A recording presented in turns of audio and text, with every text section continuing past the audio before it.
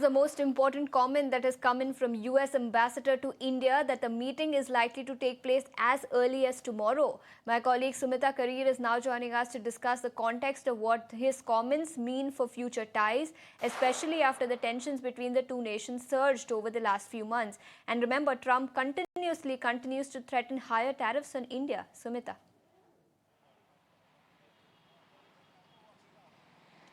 Absolutely, Ashesha. So that is definitely the big development. Of course, both the sides have been waiting for Sergio Gore to assume office. He's yet to present his credentials to the President of India, but that was the big address that he gave upon his arrival in India. In fact, just after arriving in India, he said that he's excited to sort of collaborate on exciting opportunities that lie ahead for both the nations. So definitely his ambassadorship starting on a positive note. But let's take a look at some of the key takeaways that he stated. First things first, about a trade deal. He said that both sides are engaged to work out a conclusion through the trade deal. He also stated that the talks are slated for tomorrow. Now, this is a big development given the fact that there was some stress, there was some tension last week on account of the trade deal when of course, Marco Rubio,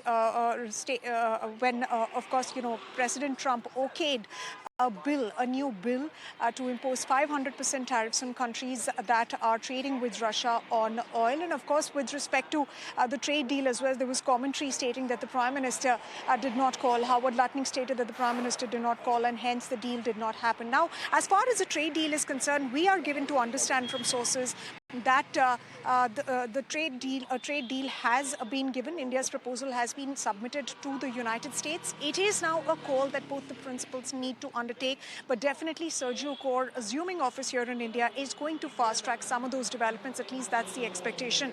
Now, the second key takeaway is the fact that he quoted Marco Rubio, the U.S. Secretary of State, and he stated that in 2026, the United States will essentially be focused on reciprocity, mutual respect. So that is definitely setting the stage for what is to lie ahead in 2026. The third key takeaway is the fact, which is another positive development, he spoke about India's ties with the United States, about his mission and the fact that both the countries look forward to cooperating on energy, on technology, on trade and several other sectors. He did say the fact that India is going to be part of the Pax Silica initiative. You remember just a couple of days back when India was not part of the Pax Silica initiative, there was a controversy around that. There was a lot of questions being asked, but now he's confirmed that that is going to be part of that.